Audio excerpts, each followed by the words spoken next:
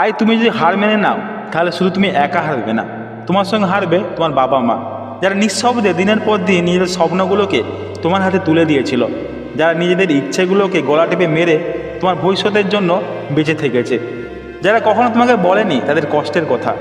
প্রতিদিন রাতে ঘুমোতে যাওয়ার আগে ভেবেছে একটাই কথা, আমার ছেলেটা একদিন বড় কিছু করবে, আমার মেয়েটা একদিন নিজের পায়ে দাঁড়াবে।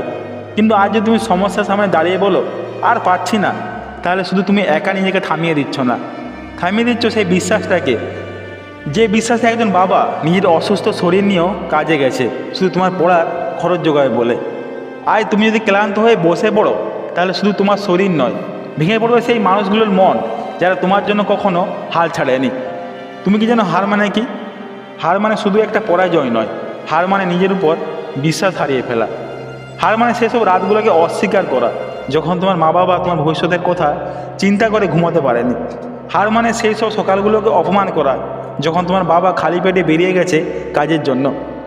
হার মানে হলো নিজের স্বপ্নকে জীবিত কবর দেওয়া, কারণ স্বপ্ন মরলে মানুষ বেঁচে থেকেও মৃত হয়ে যায়। তুমি হয়তো ভাবছো আজ পরিস্থিতি তোমার বিরুদ্ধে, চারিদিকে অন্ধকার, কোনো রাস্তা নেই। তাহলে শোনো, তোমাকে বলছি, জীবনে যারা সত্যি কিছু করেছে তারা কেউ আলোতে শুরু করেনি, তারা শুরু করেছে অন্ধকারে, কষ্টের মধ্যে, অপমানের ভেতর দিয়ে, বারবার পড়ে গিয়ে, বারবার উঠে দাঁড়িয়ে। তুমি যে সমস্যার মুখোমুখি আজ দাঁড়িয়ে আছো সেটাই প্রমাণ করে তুমি সাধারণ নও। জীবন তোমার যে পরীক্ষা নিচ্ছে সেটা তোমাকে ধ্বংস করার জন্য নয়, তোমাকে তৈরি করার জন্য এসেছে। লোহাকে আগুনে পোড়ানো হয় তাকে শক্ত করার জন্য, ভেঙে ফেলার জন্য নয়। এই পৃথিবীতে এমন কোনো মানুষ নেই যে ভয় পায় না, কিন্তু সাহসী মানে সে নয় যে ভয় পায় না। সাহস মানে হলো সে যে ভয় পেয়েও সামনে এগিয়ে যায়। আজ তুমি ভয় পাচ্ছ, কষ্ট পাচ্ছ, হতাশ হচ্ছ, এটা স্বাভাবিক, কিন্তু থেমে যাওয়া স্বাভাবিক নয়। কারণ থেমে যাওয়া মানে নিজের সম্ভাবনাটাকে অস্বীকার করা।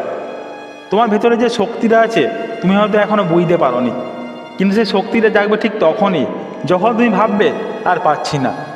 জীবনের সবচেয়ে বড় পরিবর্তনটা আসবে ঠিক তখনই যখন তুমি ভাববে সব শেষ।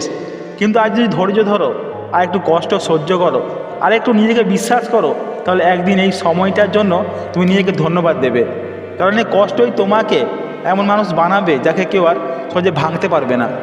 মনে রেখো, মানুষ তোমাকে তখনই অবহেলা করে যখন তুমি নিজেকে ছোট ভাবো, কিন্তু তুমি যদি নিজের জায়গায় দৃঢ় থাকো তাহলে একদিন সেই মানুষগুলোই তোমার নাম নিয়ে গর্ব করবে। তুমি যদি হার মেনে নাও তাহলে শুধু তুমি বর্তমানটাকে হারাবে না, হারাবে সেই সম্ভাবনাটাকে যা তোমাকে অন্যদের থেকে আলাদা করতে পারে।